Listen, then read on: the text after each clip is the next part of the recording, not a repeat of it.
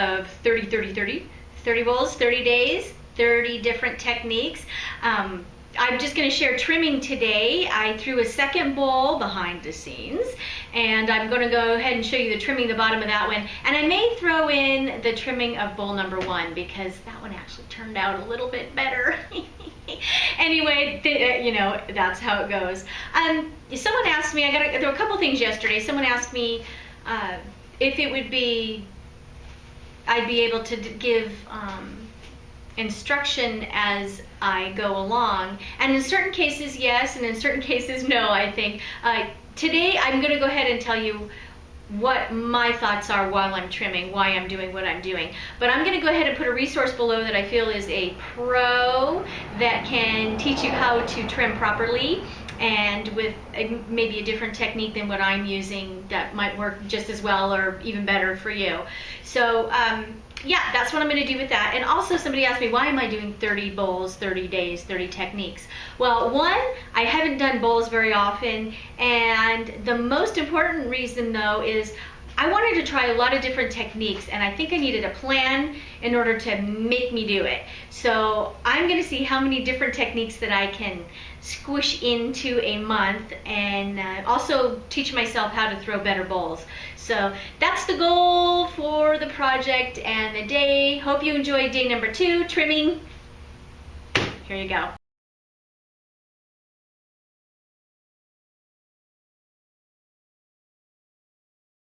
Here you go. Before I can trim, I need the right tool for the job. I have this bowl, this set of tools. I used to have a whole lot more than this, but I just took them all out and put them in a box and put one of each in here. But for the most part, I only grab these 3 tools. I use this one to chunk off the most clay if I have a lot of clay on the bottom. This is, to me, what I use that for. This one right here is to fine tune it, and I think I use this one the most, depending on how I want the bottom of the foot to look. But this one seems to do pretty much everything I want it to do. And this one I use depending if I need a curved edge inside the foot. But for me, this is the tool that I would cry if I didn't have. It's my Dolan 120, and I didn't show it yesterday in the video. I realized it got chopped off when I was editing, and didn't realize it till after the video was made.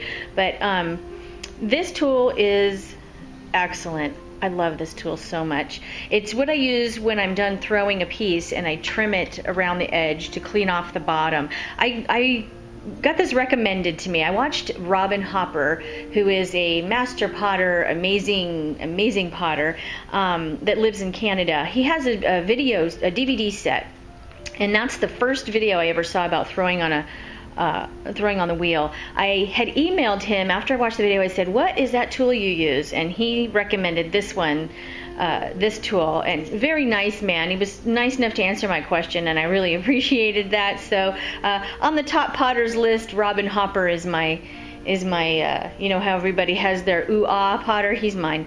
So anyway, these are the tools that I'm going to be using. And this one I'll show in a future video when you see something that I throw, but these ones are the ones I'm going to be using today. Okay, I was told yesterday I need to give a description of what I'm doing while I'm throwing so that it makes it easier to understand. First, what I want to do is I'm going to attach this to my bat by creating a suction. So I make the rim wet, and I already had done that before I started describing it to you.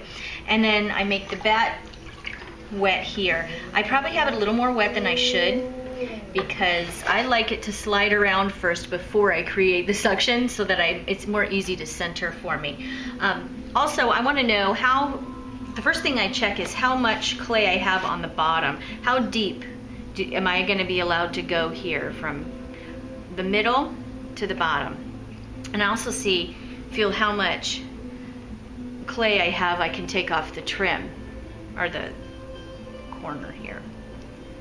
I feel my fingers on the inside, and I'm marking it, and I try and put where the bottom is and leave a little mark right here. Okay, so that's going to be my little mark. Now my bat's already dry. Hold on a second.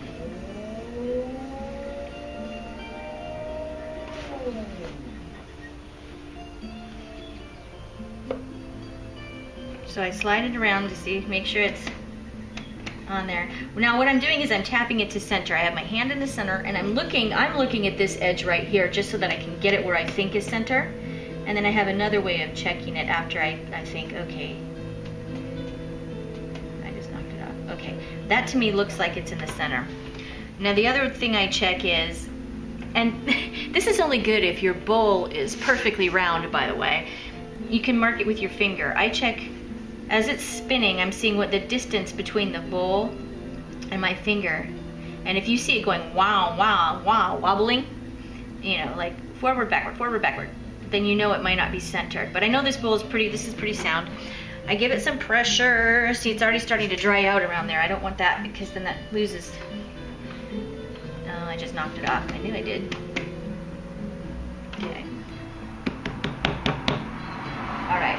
Now the first tool I'm going to use, see, I have my mark right here. Okay.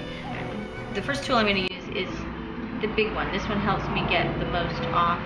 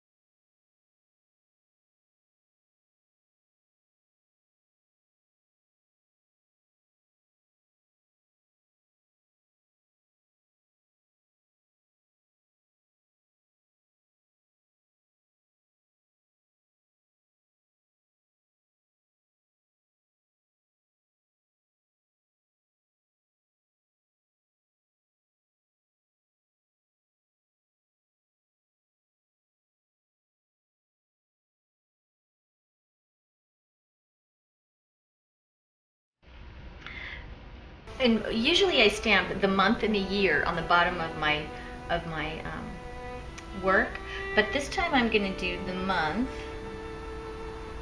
the day. Oh, I thought I had the day. It's the second day. 7, 2, and 14. That way, oh, I did upside down one. Did you see that? 7, 2, 14. That way I will know what day it is. It's actually going to be day 2. Bink, bink. 7, 2, 14. And sometimes I actually put my initials on the bottom, which I'll do when it's just a little bit more firm. I should put my signature in here. Maybe I should do it right now.